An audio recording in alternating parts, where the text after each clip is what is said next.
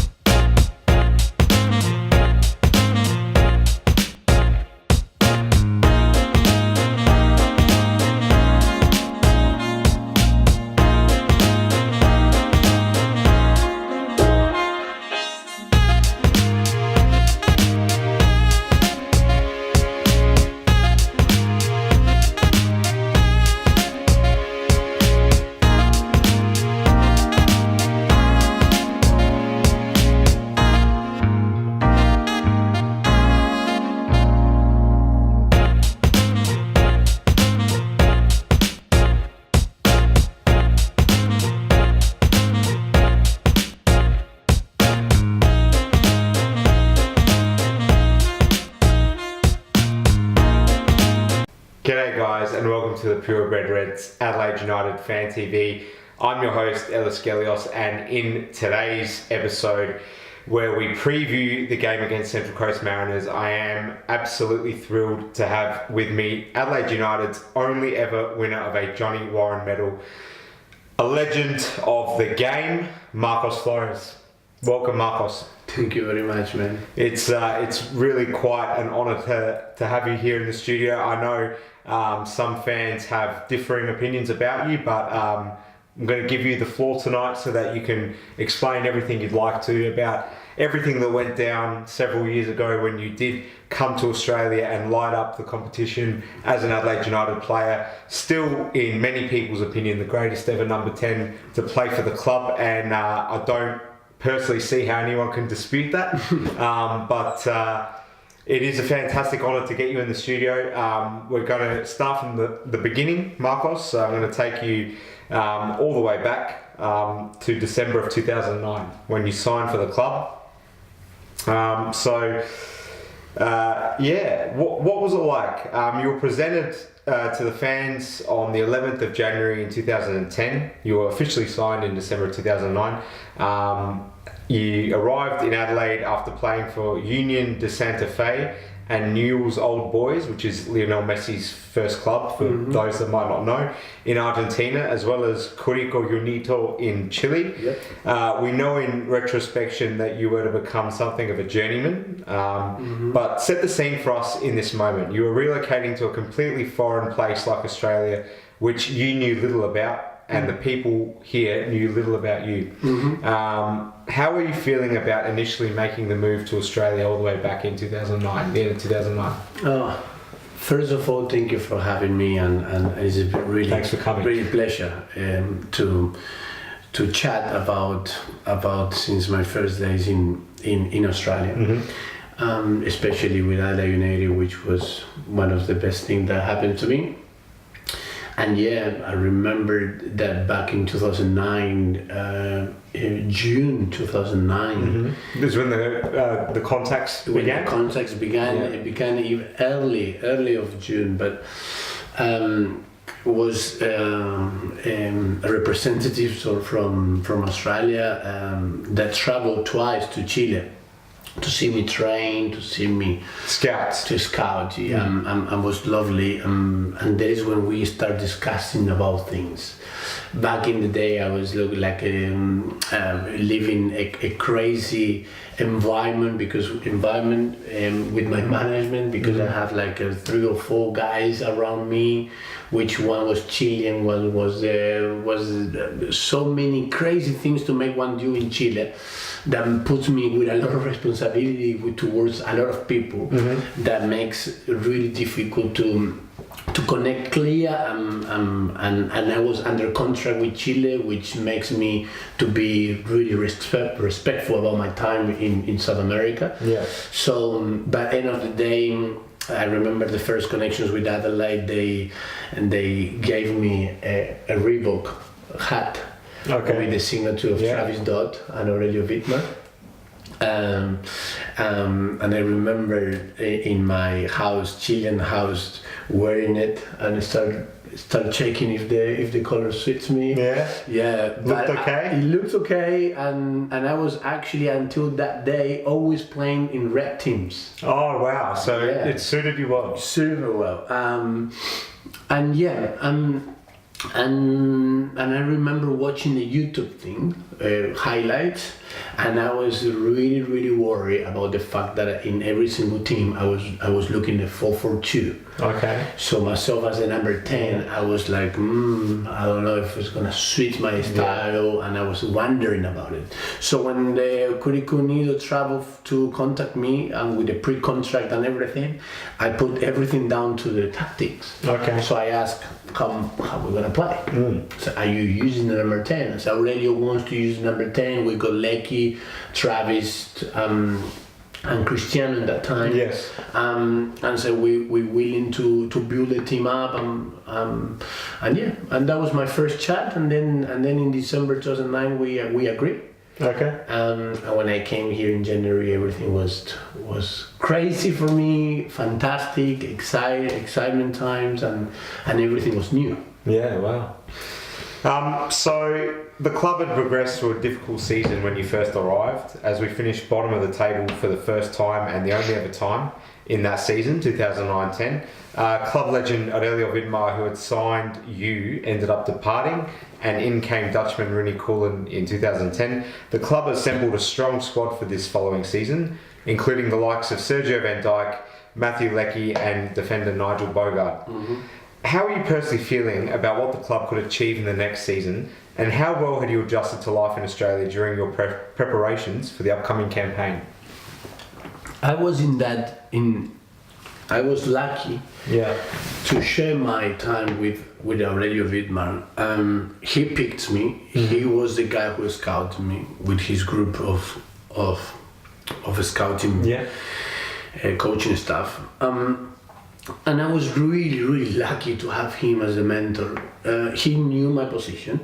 He wanted to implement that position in Adelaide for the first time.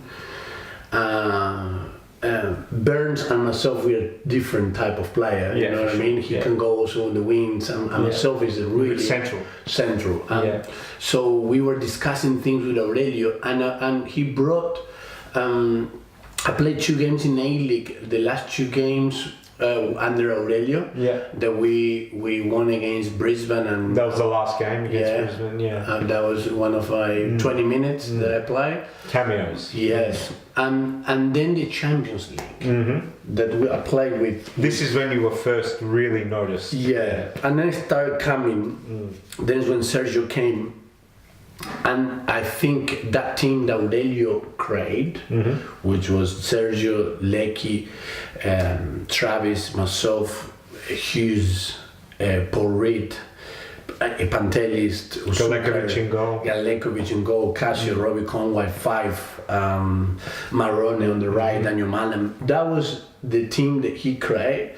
That was the performance that we have that we won in China, we draw in Japan, we won the 2 games at home. We qualified already with 4 games, so that thing was a natural chemistry in football wise, and then was that switch tour from Aurelio to Rini, that was really special. Completed the process. I don't know, because in my opinion, if Aurelio could have stayed, we could actually do. We would have done better. I don't know, but I could feel better. Did you prefer Aurelio as a coach? Yes. Okay. I do. I mean, I have a massive respect to him, and with Rini, the things were complicated.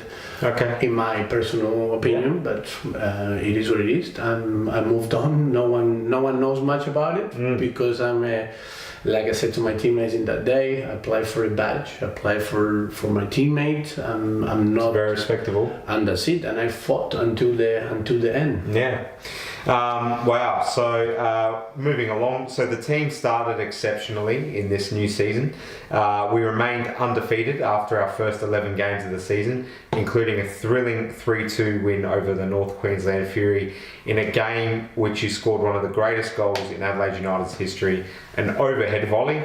You actually scored against North Queensland Fury in each of the 3 games we played against them in that season. So they must have been sick of seeing you, the Fury fans. And Justin Pasfield, who was the keeper. The goalkeeper, He came and we were teammates in Mariners. Really? Oh, wow. Yeah, he said, I don't want to shake hands with you, man.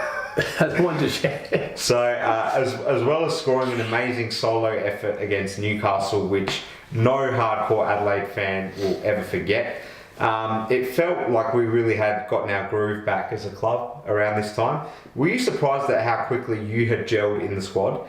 And were you taken aback by how instantly Adelaide fans are beginning to idolise you? Look, like you said, that football culture, that love for a jersey that Travis Dodd, Ian Five, Casio transmit to me was insane. Yeah. Was literally insane. I mean, I would never forget a game against Hiroshima, Sanfrecce at home. They lost the ball trying to heal it or whatever, I don't know, trying to do some skill. And Travis crossed all the field like a Ferrari, 70 kilometers per hour. I don't know how far he was running. He ran and yelled to me in the face, "Keep the ball!" Wow. And I was thinking, wow, these guys, passion, huh? That's his passion. And war is hard. And straight away, that is what I loved in football. And straight away, I respect my captain. I do respect what we live in, how well we interact off the park. And we put it on the field, mate. I mean, regardless what little troubles would be behind the scenes, with everything what happened to me through that season. But when I was on the field, mate, I was fighting with brothers. So we were like really connected. And everything was natural, mate. And everything was coming game by game, more and more, and the connection that I had with fans. I gotta admit that it's not just only for the things that we perform and we did on the field. A lot of things were off the field, mate. The connection that we have with the football, South Australian football, was deeper than just few games. People don't remember. I mean, it happens that one under 18 player from Adelaide City said to me, I came to say hello and to transmit some of our vision to the youngsters. And he said to me, "Hey, Marcos, I was at Glenelg that day that you said goodbye to the fans." It was an emotional one. But let me tell you something, mate. He did not tell me about the goal from Newcastle, the Johnny Warren, the 8-1 against North Queensland. He told me about one kick in Glenelg. And that tells you what was the love between myself and the fans. Absolutely. That's really admirable. Is it fair to say that at this point you were playing your best ever football across your entire career? I think in terms of football in terms of stats, it shows that I scored 9 goals or something like that and a few assists. In terms of maximum potential, I got said that I could play better, and I said it back in the days that I wanted a team with to possess more the ball and to be able to do more things. I was around people which fits me so well, mate. Yeah, right. Every through ball that I was playing to Travis was successful. You just had an amazing understanding. You know what I mean? Yeah. The assist, the beautiful about assist in Australia, that around the world, like, is in general, you don't see the through balls that not finish in goal. Yeah, that's true. We only check whatever finishing The goal. highlights, the proper highlights. So, saying that, I was playing a long ball to Travis, and Travis was sprinting Just in behind with that speed. so much with so much power, and the end product was always positive. Yeah. So everything what I created in that day, in that team, was productive. Okay. Why? Not because of me, because the people who I was passing the ball, they were doing their jobs. Matthew Leckie has 10 goals or 11 goals. Travis the same. Sergio Van Dijk 20. Yeah. Between these three guys, we got 40 goals, mate. It's incredible. So I was lucky. I always said that, and it died saying that I was as good as my teammate. My team was incredible, and I'm not so bad. I'm not so crazy, because end of the day, in the team of the decade, you find my teammates. Very humbly spoken. So the next high point during the season came in January of 2011. I remember it being school holidays for me. I was on a getaway with my family at Black Point for a couple of days. I'll absolutely never forget the occasion as I watched us tear apart Melbourne Victory 4-1 in Melbourne in what will always be one of the greatest matches we've ever turned out for as a club. You scored the game's opener. Yep. Was this one of the best away trips you've ever done as a professional? And can you describe what exactly went on for us to get up for this game in the way that we did? Man, since I arrived to Adelaide until that day, everyone was telling me that these guys were unbeatable. Yeah. That team was. We hadn't beaten them in so long. It's not funny. It had been that long. And I got to buy so much this thing. Yeah. That we were all the squad. I mean, I remember we were saying today will happen. We were so positive. We were so positive, and we were so self-confident, all of us. Yeah. That I remember that day when Ramsey did the bicycle and crossed the ball, and Travis laid the ball to me perfectly, and this other layer, he was following me everywhere. Adrian Layer. Yeah, Adrian Layer. So I remember that I got that set up from Travis, and when I put it away, I was thinking, finally, mate, we got them. Yeah. And they were on the ropes from then. That's it. We got 1-0, I think, in the first half. Yeah, In the second half, I would never ever speak a word that back in the day. I got terrible English right now. Imagine 9 years before. But it's definitely not bad. I said to the boys, mate, let's win this. Yeah. We were 1-0, let's win this. And then was the sent off. Kevin Masca was sent off, and Travis scored Sergio scored a bomb, and we celebrated with fans. We were actually really upset that they scored a goal in the last second. That deserved to be for new. It should have been. Yeah. If we kept a clean sheet, it would have iced the cake, wouldn't it? Happy times at Hindmarsh, and these two have led the Reds' revival. When we play, we are like brothers. I know that he's the killer of the ball. And if you score, you get a Flores kiss. Every goal. I have more than 16 kisses now, huh? Okay, if you don't like me, let me know. It's all right. It's different when we go out in the city and you kiss me, then I get angry. It's trouble. Adelaide's dynamic duo has scored 24 goals between them. That's something else Flores can sing about.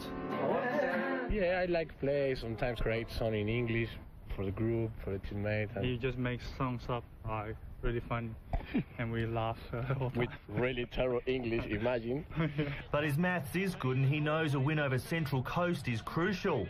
Van Dijk's also counting on 4 more goals this season to break Shane Smeltz's A-League record of 19. I want to do it, but, you know, I want to be important for the team and win the grand final. Paul Charles, 7 News. Yeah, so that was an amazing day, and it continued in the next week. We played North Queensland, your favourite team to play against. We managed to back up that incredible result with another unforgettable display against the Fury at Hindmarsh, winning 8-1 in what is probably still the greatest A-League game I've ever seen played in Adelaide. Were you and the rest of the players feeling like you're on top of the world around this time after winning this game against North Queensland? Yes. Yeah. Yes and no also at the same time. We were having some issues in the dressing room. In the dressing room, not between our players, but things were not clicking with Even after you just won 8-1. That was incredible. That is an incredible thing. Yeah. But in terms of football-wise, we were unstoppable. Yeah. And we tried actually to, in one moment, to say, okay, calm down. But we couldn't. You couldn't do it. We couldn't do it because we were actually creating, and then through the game someone told me we need to score a lot of goals because if with a 6-0 we could jump to the second. And then but it was already we were flying. We have a really good confidence between each other, the players. We were really unit, and that make us dangerous, you know. When the team is committed, mate, regardless tactics, regardless anything, you can perform, and you can put highlights, individual performance also. Because that day, man, I was touching the ball perhaps 15-20 times, and I scored 3 goals and 3 assists, something like that, which was crazy. Incredible. Yeah. Absolutely incredible. I'll never forget it personally as a fan. So sadly, despite producing such promising results between this fixture and the beginning of the final series, we unfortunately crashed and burned at home against Gold Coast United, losing 3-2. Why did the script for us never go to plan? Had we peaked too early, in your opinion? We have a bad day, man. I remember feeling confidence. Lecky got injured. It was a very, very hot day. Yes, Lecky got injured in the first half, and he played with one hamstring 90 minutes. He managed himself to score a goal even. Remember the penalty from Sergio Van Dijk? Yes. We were there. We were in the game. Yeah. We were in the game. And unfortunately, it was a little stuff happened. I don't remember quite the penalty. They got a late penalty. Yeah, 79th minute, Bruce Jitte scored penalty. And that kills us, you know. That killed us because it was something that we did not expect. We were cruising the game, and everything was perfect, and was a sad. And that was my last game with Adelaide. Yeah. So this astonishing season for you was capped off during the aftermath of the finals, finishing when you won the prestigious Johnny Warren Medal, whereby you were essentially graced as being the best professional footballer in the country during season 2010-11, and Adelaide's first ever and only ever recipient of the award, still to date. On that night, you said the following: "Honestly, it was a surprise. I went to Sydney to enjoy the experience with my club and my teammates, and when they said my name, I was so surprised, but it was a beautiful surprise. It's not just about one name and one player, it's about the club. It's about all of my teammates, all the people working in the club, and I don't want to forget anyone." Can you take us back to this momentous occasion on the night of the award and tell us exactly what it was like to win such an amazing honour? First of all, I don't change, even if I know few more words in my dictionary right now. I will not change a word the way I said that. And you know why that thing happened? Because you speak with your heart. Yeah. And that is it. And I will say exactly the same. That day, I went over there without expectations of anything. The only thing I have a little hope was about the goal of the year. Yeah. That I was thinking perhaps, but Brisbane midfield scored one more bomb. that I didn't even watch. I didn't even know that existed. Yeah. But anyway, so when they put the contenders of the goals and I was there and I was thinking, maybe I can get some. And then they said, they didn't say my Whoever name. else it was, Whoever's yeah. there, and I was just looking down. I was thinking, Little did you know. yeah, and I was thinking, okay, no problem, let's keep enjoying. And I was giving my back to the stage. And what really surprised me and what makes me feel absolutely happy is that when they say my name, Johnny Warren medalist is for that silence, I was just looking at, and I saw Travis jumping off his chair, celebrating. Yeah. That amazed me. That put me into tears, you know. Yeah. To see my teammate enjoying that, which is, you don't find it in football, professional football.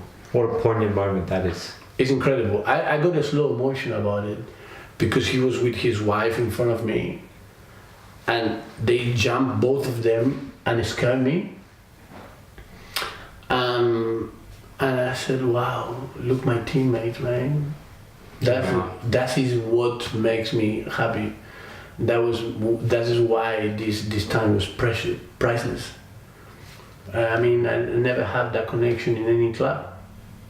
It's incredible hearing you describe the moment. Can you tell us, where is that medal right now?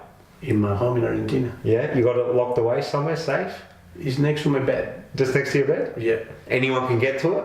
Everyone can get it, but no one understands what it is. Fair enough. And also a beautiful thing that I got is that I got a frame of Johnny Warren last photo. Yeah, we can't forget how significant the man behind the medal is. Oh my goodness! I got into his life a little bit with people that loved him, and actually that night was so special because the ex-wife of him, came to give me a hug, and she said to me in my ear, she said, "I want to give you a hug, thanking your skills, as Johnny would love to do." And it's so true. That was crazy, and then I said, wow, this is amazing, and thank you very much. And we got in contact with them, and they sent me personally the frame. There's only 1,000 copies in this country. Yeah. I got a 300 something with papers, with everything. That is not compulsory to give that to a Johnny Warren medalist. It's about connection, and they were so happy about it that they honored me with that beautiful frame that I got in Argentina. Wow. And what's also really relevant about the fact that they particularly loved you as a recipient of that award is that Johnny Warren, we always hear stories about how fascinated he was with South American football culture. So for a South American to win that award, you can understand why the Warren family would have really endorsed you as a winner. So it's just really quite amazing to go back and think about the fact that still to this day a player from our club has never achieved something like that. So it says a lot about what you personally contributed to the history of the club.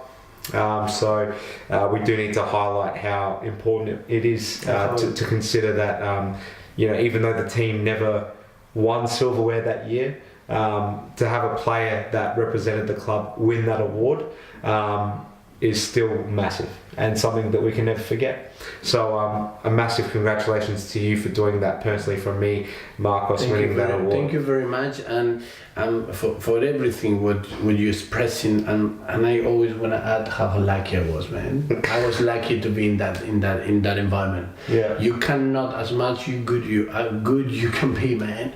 If you are not in an environment where your teammates loved you and respect you and want the best for you, you cannot perform. You cannot highlight, man. It's impossible. Very well said, Marcos. Sadly, this was probably the last happy moment that you experienced as an Adelaide United player. as in June of 2011, your move to Henan Jianye was finalised. There was an outpouring of grief from large sections of the Adelaide support base. Did you feel like you were making the best possible move for the football side of your career at the time, as China was still not regarded as a destination country for top level players at the time? What are your thoughts on that, firstly? Well, my thoughts about it was like, I wanted to stay in Adelaide. And I told the newspaper, I told the fans, I told everyone that I wanted to stay. René Cullen in that time was actually changing the vision of the club. Saying that he did. He changed 90% of that. He wanted to change the culture. Yes, perfect. The culture that I was in love. First, D2. It didn't need changing. No way, in my opinion. But he wanted. He was started to change everything, and in that little big movement, I have 1 year still left in my contract. With this year, I wanted to actually play with the same money, because the offer that they put on paper were not much different of what I was earning. So I was thinking, don't worry about it, I will keep playing for the same money. So René Cullen and in that time the club understood that I needed to leave. So they were bringing clubs around the world, and China was the club who paid the transfer fee. Okay. Was the Bulgarian team, was the Japanese club, but people didn't want to pay transfer. Yeah, they wanted you to go for free. For free. Yeah. So Adelaide United could actually make me play 1 more year. But they wanted to profit. They wanted to profit. Now, I could be the same case of Fornaroli. In the club for 1 year. Yeah. And Bruno Fornaroli, this is? Yeah, Bruno Fornaroli went to yeah. Perth. But for 1 year, he was fighting to get out, isn't it? Yes. Correct. So, now, my case was quite on the similar situation, with the point that I wanted to stay 1 more year with the same money. They wanted to do the profile. They find this Chinese club. They called me to saying, we got this Chinese club. Would you like to go? And analyzing the picture of Adelaide United, I thought to accept that. Why? No one put me again in my head to actually go and play in China.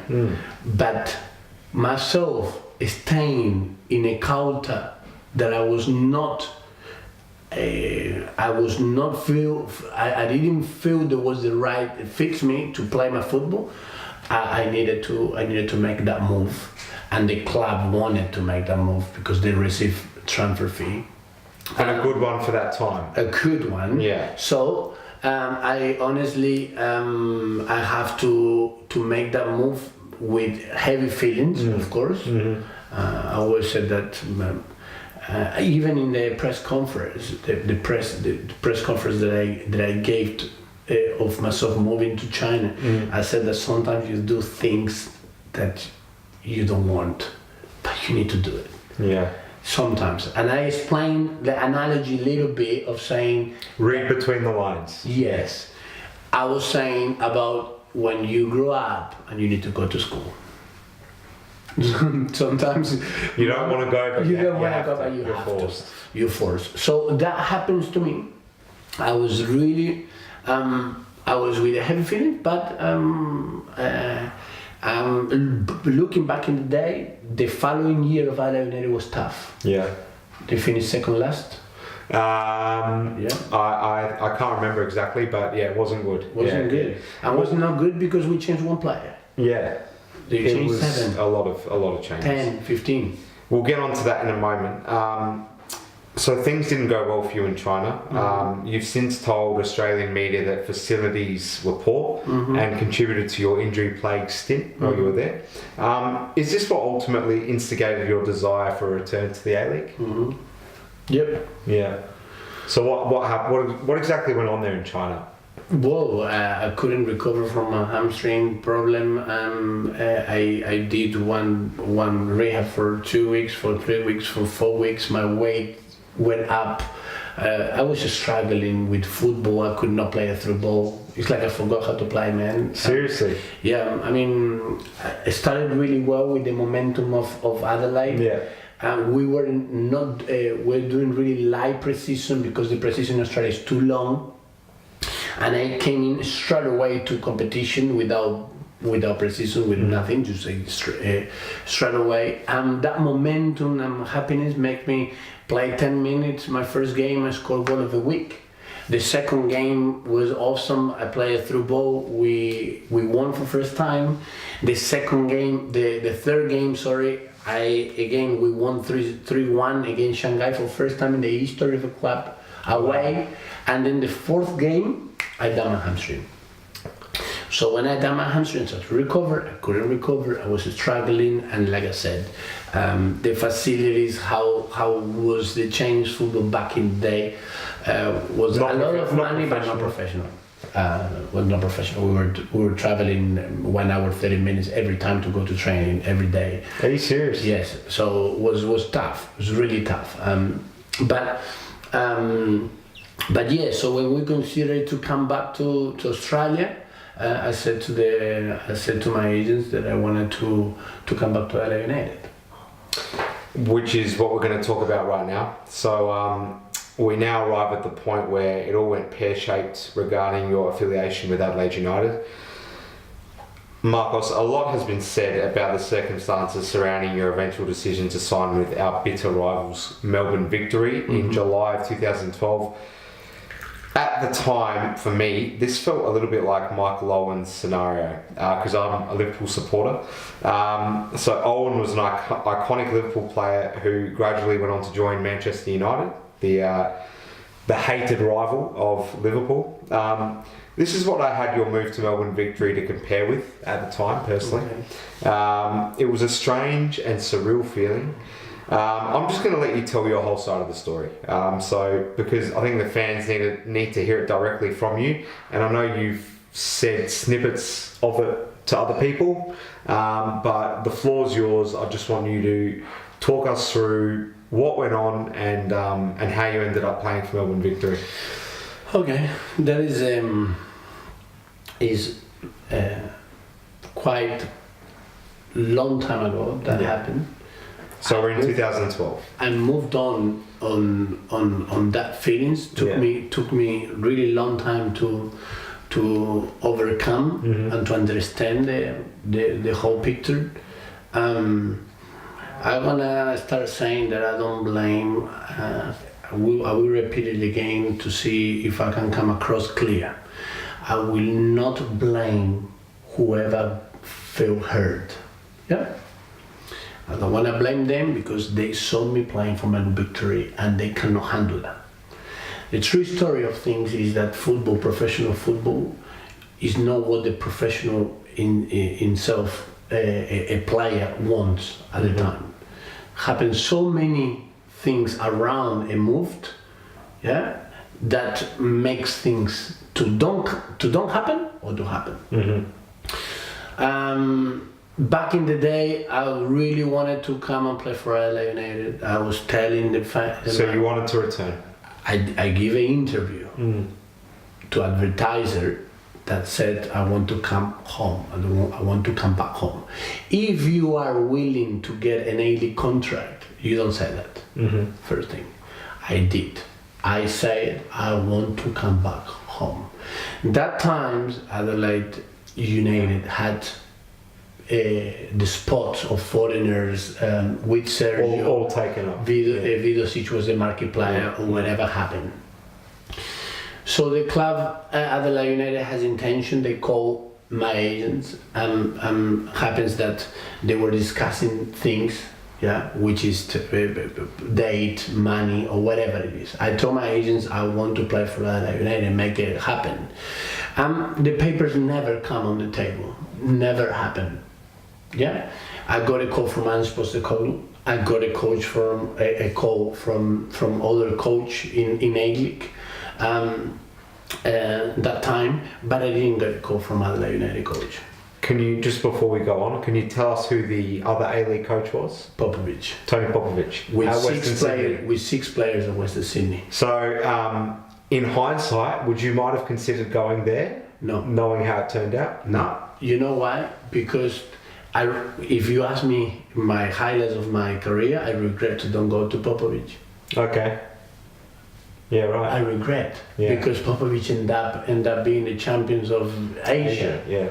But how can you guess that? Yeah, exactly right. Are you going to put your house to build your house for the new group of Melbourne? No. It's a very big risk. It's a big risk. I understand that perfectly. Why I play football, mate? Why do I play football? To be champion. Mm-hmm. Why do I play football? Is to actually win games. Yeah. When I won the Johnny Warren, I said I wanted to be champion, but I got this. Yeah. So I wanted to be champion. Wanderers have these 6 players in back in the day, and I said, but what's happening with Adelaide? And never happens to have a real connection with Adelaide. Never happens to have a call, to have something that really, really encouraged me to actually come. The spots were safe. They did not move the players. So it was not like they changed the players straight away. Didn't happen. Yes. They kept that players. Yeah. Yeah. So. And let's not forget, Ange Postecoglou was quickly becoming one of the most popular coaches there was in Australia. And it wasn't long after that he became the national coach of Australia, and we know what he went on to achieve. And before then, we know what he had done. But I have the same feelings of the fans, man. Yeah. I told my agents, mate, I want to play for Adelaide. I said, but there is not a opportunity, mate. Well, now, I could actually say that on an interview, coming and going to play for Melbourne Victory. No, mate. A professional player, I need to perform. It is what it is, mate. And now, if that changed the story, that changed the fact that I play for Melbourne Victory. No, it doesn't. But it's the truth, mate. You know what I mean? It's the truth. I couldn't, for some reasons, did not happen. That fluent was not, didn't flow. That how I expected. Yeah. I expected to flow, man. Yeah. I expected. But anyway, sometimes things didn't happen, and sometimes coach might not like you. Well, I think you've explained it really well, Marcos. I mean, I think we're gonna just now focus on another moment once you joined Melbourne Victory, which stands out. Unfortunately, as an Adelaide fan, probably for all the wrong reasons, but I want to briefly revisit that incredibly hostile occasion when, on the 7th of December in 2012, it was the first time you came back here as a member of the enemy. Fans berated you and hurled abuse your way throughout the contest. At one point you collided with an Adelaide player, I think it was Vidicic maybe, or McCain, I can't remember which one exactly, but you collided with an Adelaide player and fell to the ground. And fans from Adelaide cheered louder than when we scored any of our goals in what turned out to be a huge 4-2 win for Adelaide on that night. How painful is this memory for you, considering so many of these people were cheering your name every week just months prior to this night? How would you describe your time as a Melbourne Victory player overall? So 2 questions there. First of all, about this moment where you came back, and then tell us about how it was playing for Melbourne Victory overall. Do you remember the night? Yeah. I do. So a teammate of yours now, Ivan Kostopoulos, scored 2 goals. Yeah, he was on fire. Yeah. And I'm really happy for him because I would never ever wished anything than good to my teammates. I have only few, Casio, Eugene, Evan, and few of them that we shared Fivey. That we shared good momentums. Yeah. And playing that day was difficult, as it was when I played Adelaide City and the Adelaide United Youth, and still have just recently, 10 guys yelling. Yeah. But anyway, sometimes you win, sometimes you lose. What was your headspace like going into the game before you even saw the fans that night? No, What headspace were you in? I wanted to win. Yeah. So you hadn't been affected at all by feelings of past sentiments, good memories, playing in a red shirt, all out of your mind as a professional? No, I mean, the fact that people overlooked who I was or what I gave with the jersey of Adelaide United made me upset, but it's out of my control. It's out of my control how the people perceive me, or how the reflection, or what is the reflection that they get from me. My father taught me to be a gentleman, mate. I know who I am. I know what I have done good, what I have done wrong. The only thing I have done wrong in football was not making more ups every day at training. I did not make anything wrong going to Melbourne Victory because I didn't have another option. So, I was a good club, mate. Melbourne Victory was a good club. Melbourne Victory was it was a professional club. I was with one of the best coaches in Australia history. I was surrounded by good players. Marco Rojas won the Johnny Warren, who was my job to feed him, to pass the ball to him. So I feel part of him, like Travis was for me. I feel exactly the same that I give back to somebody else. And I did my job to play as best as I could in that position that I'm supposed to call it wanted. Where he wanted me to play as a false nine, it was completely difficult for me. But not what you were used to. But I was more fitter. I was skinny. I was stronger. But did not fit me that system of football. Fair enough indeed. And on top of that, we ended up third or losing the final. It wasn't a bad season, and I won the goal of the year. And people, they don't. I mean, I received that award that I wanted to win in Adelaide. And again, I was not happy because I wanted to win the trophy. And I think even though you won that award, because of the mark you left on the competition when you were playing at Adelaide United, the expectations were always going to be very, very high for you.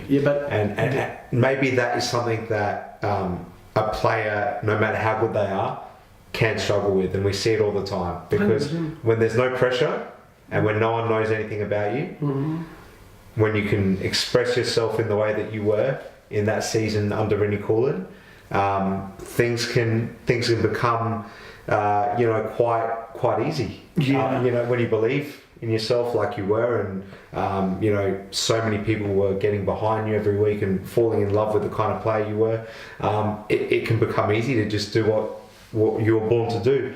But when you're then playing for a bigger club, let's admit it, with lots of expectations from everyone across the league, surely that has an effect, does it not? Well, the pressure to perform is always when you put a jersey, doesn't matter which color, doesn't matter how many fans behind. Okay. If you take it serious. If you don't take it serious, you don't feel pressure. Anyway.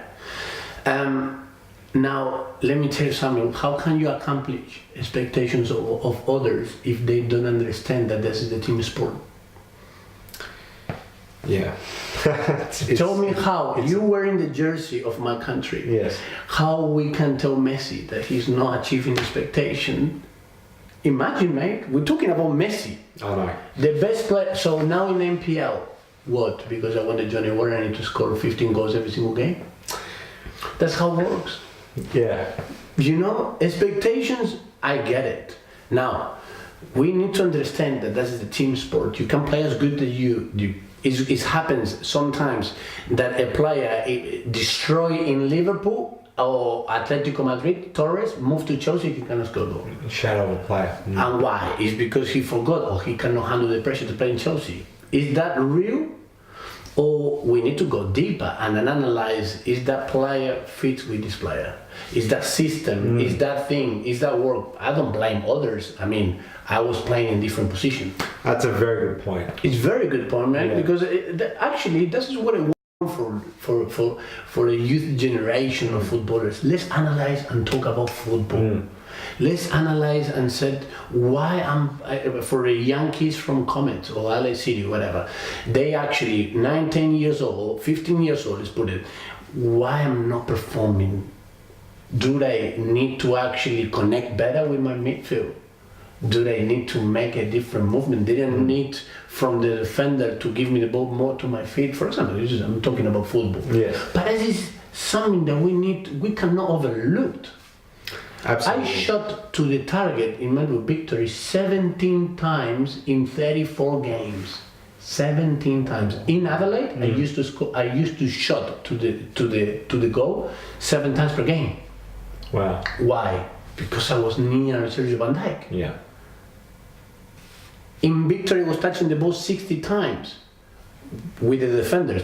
Took building through balls to play to Marco Rojas, and Marco Rojas and Archie Thompson, they were doing the goals. Yeah. 2 guys in front. 16 goals for Marco Rojas, 16 goals assists for him. Thompson. Incredible. But that is football reloaded, you know? Yeah, absolutely. I think you've explained that really, really well. So, you then moved from Melbourne to the Mariners, who we play this weekend during 2013, the year 2013. Take us back to this time, briefly, if you can. Yeah. Playing for Brian. Mm-hmm. So, the person who you told me off camera is the best coach you've been under in Australia? Yes. First of all, tell us why that is.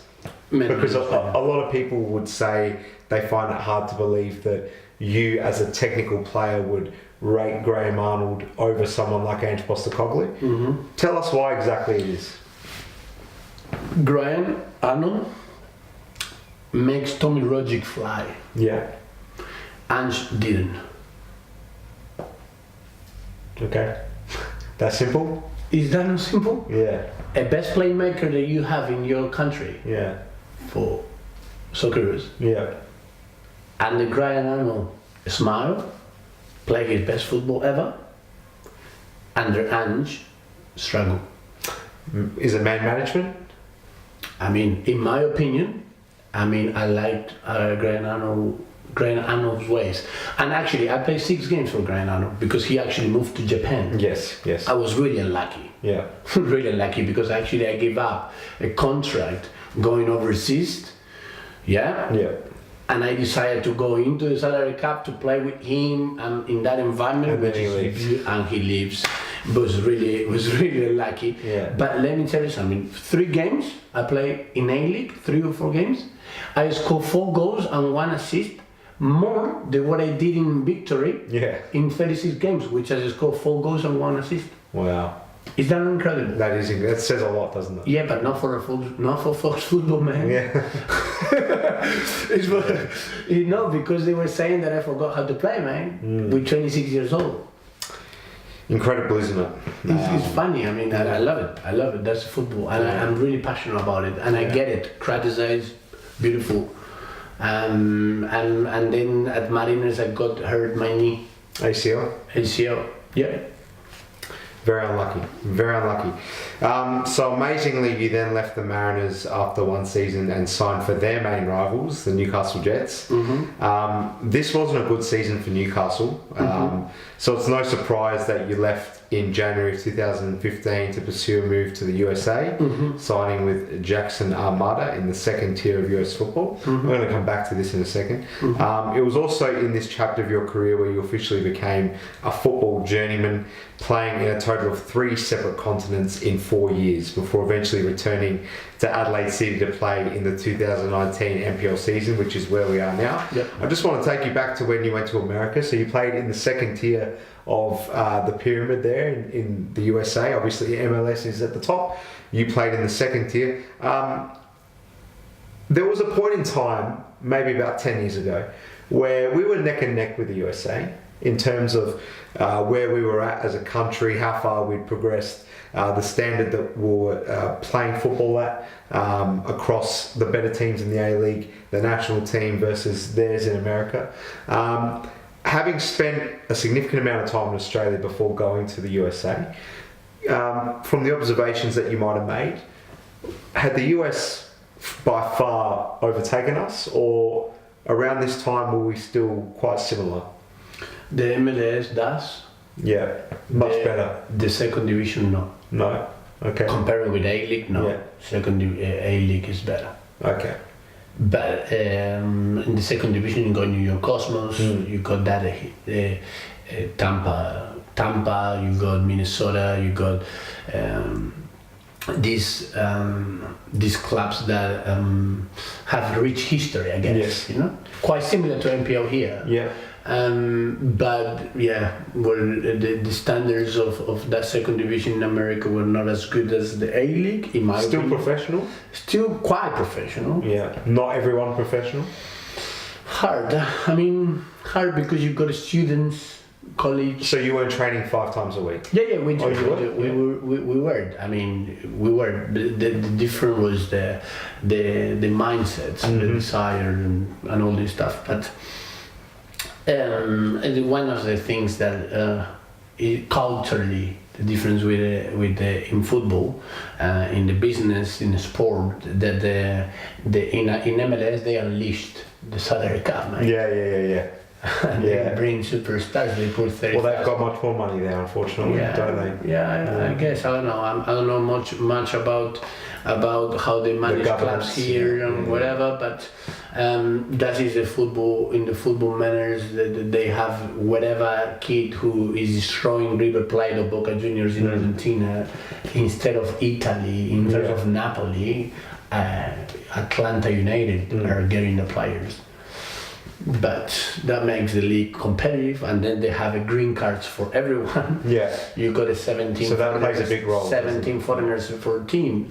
That damage saying that the national team of America. Yeah.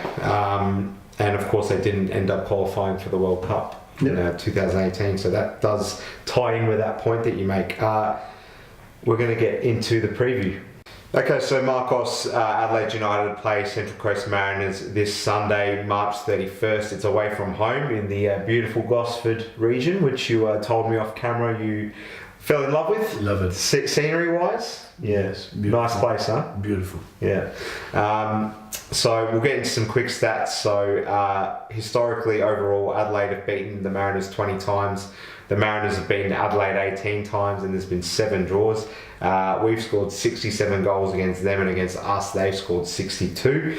Last time out was a dramatic late 2-1 win with George Blackwood scoring a header late on at Cooper's Stadium.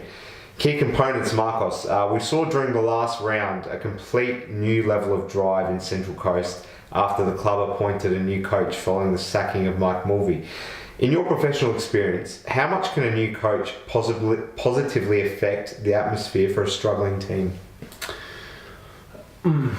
You know, unlucky for Adelaide United to get it at this time after they win versus Newcastle Jets. Yeah. They fired them up.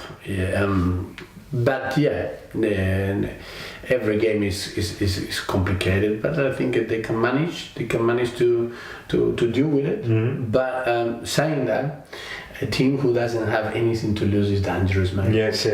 Dangerous. Absolutely. And sometimes when you change a coach,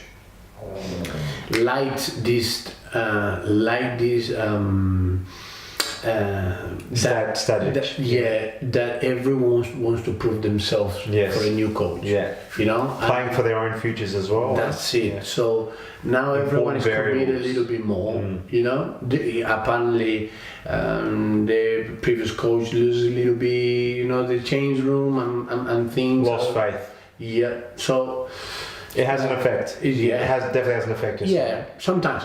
Cannot last long, mate. You know, it's a matter of few games, and then everything come back to normal. Yeah. Of what you can do or what this coach can do and deliver week by week. You know. So you're saying it's always a honeymoon. Yeah. Whether the coach is good enough, we'll find that out eventually. Yeah. But to begin, everyone's back up to wanting to play their best. That's a really big stat in terms of whoever coach come in wins. Yeah. it's a big stat. Yeah. It's like 90% of times that the coach who come in wins for some reason. Lucky thing. It's a phenomenon. It's a phenomenon. Yeah. Okay, we've got a chance to achieve a hat-trick of wins over Central Coast Mariners with a win Sunday. What are your memories like of playing in this fixture for both sides, one against the other, Marcos? So as a Mariners player and an Adelaide player in this fixture, what memories do you have? Do you have any that stand out at all? Mariners playing here was tough. I think we lost also. We lost.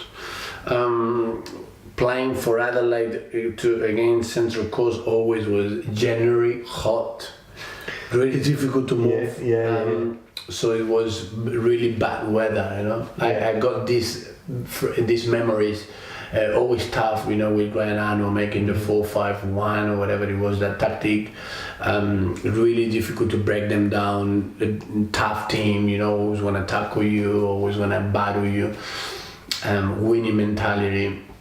And then coming here with the Mariners, like going down in their philosophy, you know, with Mossy was quite completely different story. We were not as strong when we came to play and when I was representing Mariners.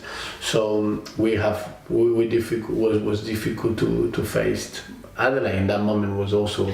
What did he preach that was so different to Graham Arnold? Because I thought it would have been, just a case of him carrying out the work that Graham Arnold carried out there. But he just didn't have it. Is that what you're saying? Well, his first season he didn't do badly. Yeah, he made the finals. Yeah, but that was the team of Graham Arnold. Correct. Yeah. Just like Rennie Cullen's team was earlier Vidmar's team. Yeah. And then the second year is what you do, man. That is your phase. Yeah. When you pick the players and you said, okay, I brought Flores to Adelaide United. Mm-hmm. That is a responsibility that you need to take as a manager. I don't know, I'm not a manager. Yes. One day perhaps I will be. But when you carry something, he didn't change much. Breen, Duke, Hutchinson, Montgomery, 442, Leo Datos. The video analysis work. Every video analysis was the same.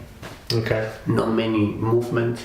Was a lot of commitment from the playing group. A really good group of bunch of guys. But then in the second season, everything fell apart, and since then, haven't really recovered. No. Yeah. No. So, a bit of a change of topic. Adelaide's Ken Ilso potentially is in big trouble after being provisionally suspended. A club statement from Adelaide read as follows. Adelaide United fully supports the policies of FFA and the Australian Sports Anti-Doping Authority. We have and will continue to work proactively with both organisations and provide necessary support to Ken as due process is undertaken. As far as the matter currently sits with FFA and ASADA for investigation, we are not able to comment further. Nevertheless, Adelaide United recognises the significance of the matter and wants to ensure our members, fans and stakeholders that we will treat this with the utmost seriousness and sensitivity. We ask that the commentary on this situation also shows sensitivity to the issues involved. Have you ever played in a team where there's been an issue with a teammate failing a drug test? And would this type of dramatic development distract the other players in the squad during their preparations? I don't remember. Has there ever been a drug culture in any team you've played in?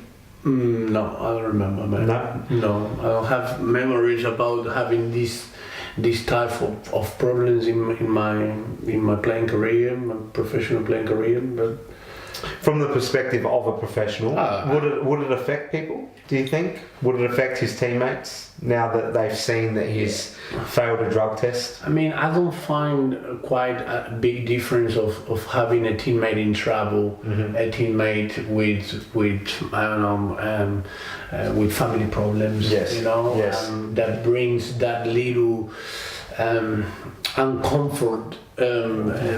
Things that shouldn't be like that.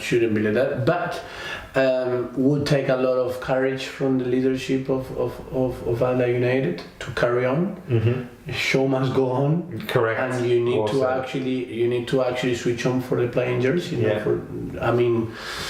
Give a support to your teammate, whatever you could do for him, and then you need to perform it. This is a bit of a long one, but it's an interesting point that I want to raise and I want you to comment on. So Mariners goalkeeper Ben Kennedy has come out and said he worked overtime on studying Jets player Roy O'Donovan's penalty taking techniques after Ben Kennedy made a heroic double save during the last round, which ended up securing the Mariners their second win of the season. Marcos, you played with Ben Kennedy at Newcastle. Tell us whether you think he'll be studying Craig Goodwin's penalty techniques as an example to back up his phenomenal work in the last game. I think that every single player needs to do that research, not only the goalkeeper and penalties, mate. Wow. You know what I mean? Yeah. And we are so narrow-minded in terms of I play my game and that's it. Yeah. Yeah, mate. But if the guy that you're gonna versus in the one-on-one is left-footed, I suggest you to go to the opposite side. But I don't wanna. I don't have the truth of everything. But in terms of football, if you want it, analyze a little bit further. Yeah. Let's talk more about the game. Mm-hmm. I wish that we could actually talk more about the game, hours and hours, so young people who is committed to be successful can actually watch and argue, discuss, debate. You know, I always think. I mean, I'm playing against Olympics next game. Yeah. Mm-hmm. So for 16 days I will analyze what to do in that game. 16 days. I'm already thinking now. Wow. What we're gonna do. Why? I'm committed. Yeah. I'm committed. If I play against Daniel Malen, I know what to do against Daniel Malen. If I play against another player, am I gonna have to go more deep to ask the ball? Mm-hmm. Because this player won't me be there. His strong zone is to be between lines, for example. I don't know. So coming back to Kennedy, I guess that he will do that. His research, and he will tell. He has coaching, the goalkeeper coach who can actually tell him, look, the last 7 penalties of this guy is easy to check on social media. Yes. You know what I mean? Yeah. But you know that instinct. That day is really hard, the double save to go to the same spot. Correct. You know what I mean? To back himself like that. Yeah, I think the first one can be. The second one is a complete story because this guy has to do something. Yeah. He might change, he might actually hit in the middle or thinking. I remember it happens to me, Mariners Jets. Yeah. I was playing for Mariners. Mark Virigiri was the goalkeeper. Oh yeah, who was also a teammate. My teammate in Adelaide United, and we were practicing penalties with him. So he knew my technique because I also actually at training here in Heimat, I said to him, "Look, buddy, I do this thing in the penalty. Yeah. Please dive that way." Oh my goodness! So my job. Wow. He knew everything. This is a difficult situation now. So. Mariners wanted to take penalties because they were missing. So Grayalano said, "You're a penalty taker." That day against Jets, we were losing 2-0, and that was the 2-1. So I got the ball, put it there, and Mabirigiri came to me and said, "You know, I know everything." Did he? Just to spook you out? Yes. Yeah. So what I did, I changed. I believe in his words. You know? And he went that way? No, he went to the way that I always go. Okay. You know, my secret. Yeah, but you know what happened? I went to pick the ball and the ref said, "No, again, you need to retake it." Because Maglinci and someone were inside the box. Yeah. Oh my goodness, I was more nervous that day than actually a final with Adelaide United versus Central Coast. Wow. Versus Gold Coast. So I took it again, and again he said, "I want to go in the same place," and I put it in that place that we were practicing, and he nearly got it. Nearly got it. But I pressed it properly there. But that's his football, you know. the apprentice sometimes can't always come back and beat the master. Yeah. Sometimes the master always has it. No, but it was really mental. For me, football is more mental than what actually we think. Oh, absolutely. The psychology behind everything is a lot more in depth than people think, isn't it? Did Ben Kennedy ever save one of your penalties in training at Newcastle? I don't remember. I was for 4 months at Jets recovering my knee. Jet is one of the most important clubs in my life. Yeah, why is that? Jets, because when I was on the floor, mate, no one wanted me. They took you. They took me, and that takes a lot. So you got a lot of respect. I don't actually praise love to those who hacks me on the highs. Yeah. I praise love to those who hacks me on the lows. Also. And Newcastle Jets, man. Hats off, man. Unbelievable. With Phil Stubben, assistant coach of Adelaide United back in the day. Yeah. He actually gave me an opportunity, and I'm gonna always be thankful. I played my 6 games, I scored 1 goal, something like that. I was doing my rehab really hard with them. I mean, Nick DeLuca, Rob was Phil Stubben. These people back me up when actually I was 5 months into my ACL rehab. I was doing a lot of things back home. Yeah. And they signed me without even checking. Okay, they just trusted you that much. Yes. And they even apologized for the contract. And I said, you don't need to apologize to me. You signed me with 1 leg, mate. Yeah, wow. That's powerful. It's really powerful. And I was committed with Newcastle Jets. I was really committed. And we recovered, we fought, we tried to stay together. We shambled because it needed to happen. Needed to happen was in the end of the era. With the owner, with the previous owner. Yes. So in the human side, we try a lot. We try, and this United States come with a opportunity, and Newcastle Jets let me go for free, mate. Yeah, so that says a lot of good things for you. Yeah, I will always be thankful. In other relevant news, recent Mariners signing Jem Karakan has given hope to fans of the club after stating that he may extend his stay there. The former Galatasaray and Turkish youth international exclaimed that he enjoys the fact that the A-League presents fewer games than the rigours of the English Championship. And he had the following to say: "It's a bit nicer having less games, but the games are end to end here. So it's been tough with the heat. The climate is definitely different. First couple of games I had, it was over 30 degrees and I was struggling really to acclimatise myself with it. But luckily enough, the weather has been cooler recently, so I've been able to adjust and I'm feeling a lot better and fitter. I'm out of contract. There's been initial discussions, but the club's in a bit of a different position at the moment with a different manager, and I think there will be changes to the structure of the club, so we'll see what happens. My job is to keep playing the games and doing the job on the pitch." Was this something that stood out for you as you adjusted to playing professionally in Australia? The fact that we play fewer games here in our regular season than most other countries? Is it a good or bad thing? It is quite difficult. Because to come to Australia, or you need to be for free, then for 3 or 4 months you're not having a club, or you need to actually get out of one club that you commit sometimes for a year or whatever, interrupt contracts. So it's quite complicated, to be honest. But yeah, it is what it is. Yeah. So fair enough. The other thing I wanted to ask. Also, let us in on whether you struggle to play in the heat and hard surfaces that the A-League is renowned for, or whether you were used to playing under the sun coming from South America. Was tough. Yeah. I mean, You did mention playing in January and how hard that was. Yeah, more than the heat.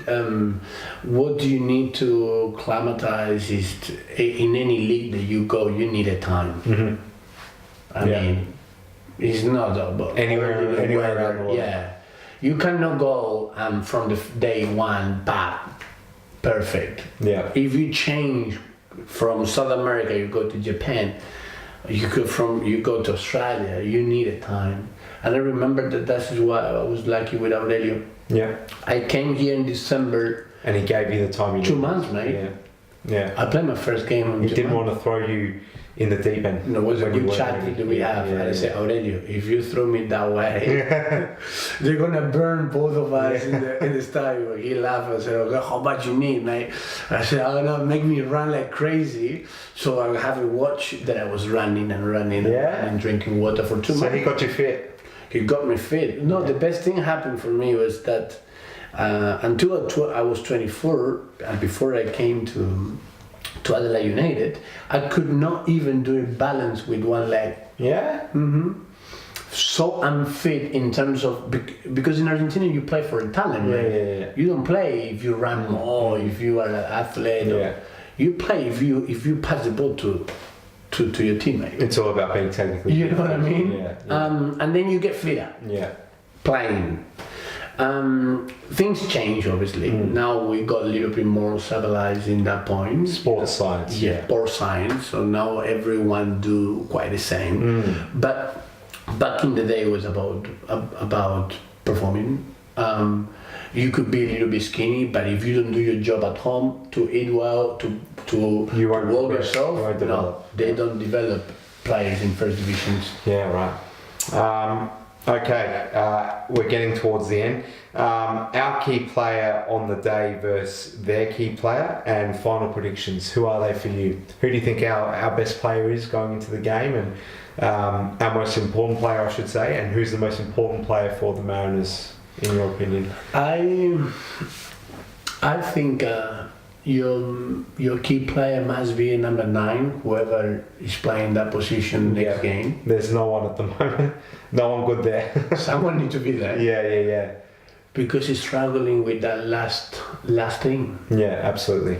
Goals aren't coming. No. I mean, it's not that player will do all the goals and fix everything. Yeah. But it's important link, It's important link for the entire team. So and then the captain of Mariners is like, which surprised me, Mariners always used to have a captain, but from the coast, and Matt Simon was in that mode, which is is Matt Simon coming back?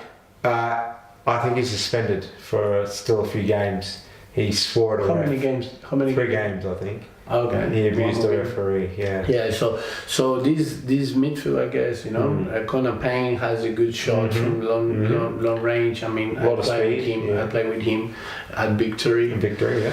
So yeah, I mean, it's gonna be a good game to watch. For sure. What's your prediction? It is at Central Coast as well. I wanna say that it can be a draw. Draw? Can be a draw. 1-1, 2-1? 1-1. 1-1? Could be. Fair enough.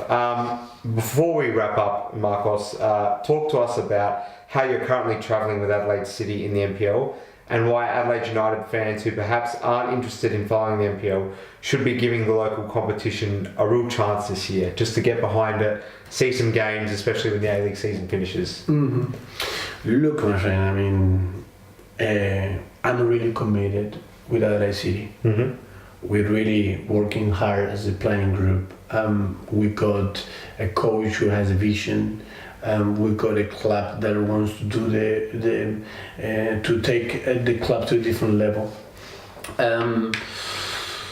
That transition that LA City is living is really big. Yeah. But we are facing as a real man. We are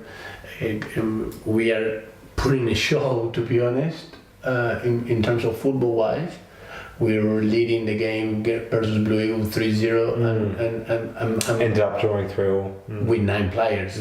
Yeah. Playing the same thing with Campbelltown. Also 2-0 up. 2-0 up last weekend. And yes. drew 2-2. Yes.